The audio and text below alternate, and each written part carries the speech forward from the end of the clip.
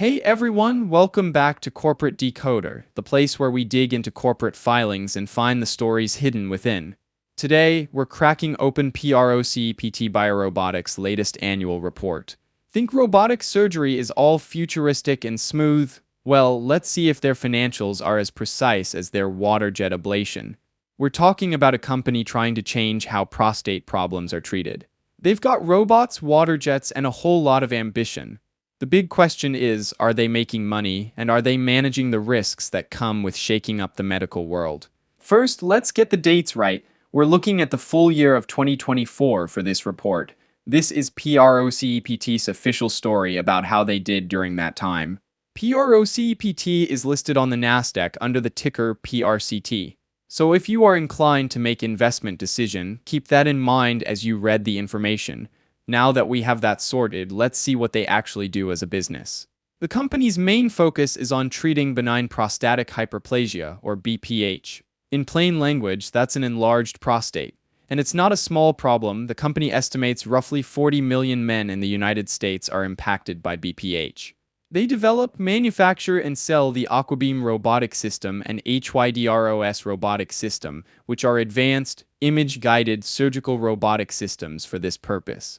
The idea is targeted and rapid removal of prostate tissue. They're selling a combination of robotic systems and single-use handpieces, and they say this method leads to consistent and reproducible surgical outcomes. That $20 billion figure hints at the massive potential they see in the BPH market, but the company is still in the early stages of grabbing that opportunity. So it is something to look out for, but take that figure with a grain of salt for now. To grab more of the $20 billion market they estimated, they will be focusing on increasing the install base of its robotic systems. Their growth strategy includes getting more urologists to use their aquablation therapy. They are really leaning into urologists who do a lot of BPH surgeries already. Also, they want to increase the system utilization. Instead of just selling a robot and walking away, they want hospitals to actually use it a lot. Also, they want to continue to conduct clinical studies. This part is not exciting for the common man, but is actually very critical for a medical device company such as PROCEPT. If they want to get buy-in, they need the data. There is a section in the report discussing investment into clinical research to see if aquablation therapy can be used for prostate cancer.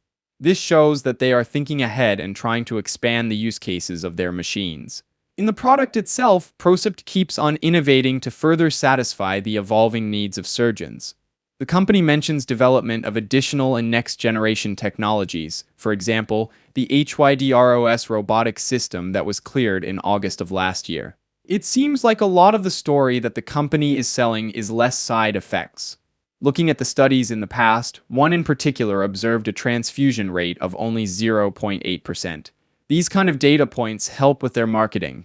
Now, who are they up against? The company mentions Boston Scientific and Teleflex Incorporated, but really, they are competing against standard procedures like TURP. So they need to convince doctors to switch to their newer technology. One major risk for any company is intellectual property, and this is no exception. They mention having dozens of patents, both in the US and internationally. The legal language is just their effort to make sure no one steals their ideas. They also have license agreements with other companies like Aquabeam LLC and Hydrocision, so it is important to keep that in mind. Being in the medical device industry means dealing with a ton of regulations. This section is a reminder that the FDA has a lot of control, from approving their devices to inspecting their manufacturing. Even after they get approval, the regulatory burden is still there, requiring post-market surveillance and reporting requirements. This just means they have to keep a close eye on their products and report anything that goes wrong. They also talk about healthcare laws like the Affordable Care Act and anti-bribery laws. It shows that it is very expensive to sell things in the medical device industry because there is a bunch of legal matters to think about. Now shifting the focus, an important part of the report is their discussion of employees and people. As of end of 2024, PROCEPT has 756 employees. The future of a company, they say, depends on attracting and retaining talent. Time to talk money. Let's scroll to the financials scroll and find out if PROCEPT has a healthy bank account. As of the end of last year, they had $333.7 million in cash and cash equivalents. That sounds like a good thing, right? Well, they also had a net loss of $91.4 million for the year, and also had an accumulated deficit of $546.0 million. It's clear they're still spending a lot to grow the business. But at least the company is growing. Compared to last year, the company had a revenue of $224.5 million. That is a 65% increase. It looks like they are successfully selling more systems and handpieces. Here comes another familiar story. They might need to raise more money in the future. The words and language they chose to use implies that they do not know for certain what the future holds. They also have to be careful about debt, as they have loans outstanding that have certain requirements that they need to follow. One common risk that they brought up as well is cybersecurity. They rely on their IT systems, but these systems could fail or get hacked, which could disrupt their whole business, as any modern business would. Okay, after reading through the risks, clinical studies, and regulations, what's my take on PROCEPT BioRobotics?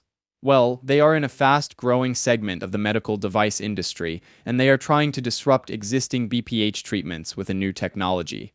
From what I read, they have pretty good support from the medical community, with some of their technologies being added to clinical guidelines.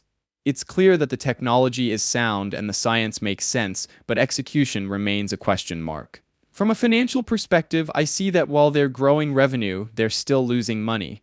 The fact they are burning money is not unique to this company. Medical device companies have huge upfront costs with regulatory approval process and R/&D. So this is to be expected. The question is, can they scale up sales and marketing without completely blowing through their cash reserves? They have a ton of risks as well regarding intellectual property. There are so many medical device companies, and we might see one of their patents being challenged, and if the result is unfavorable, the company might be in deep trouble.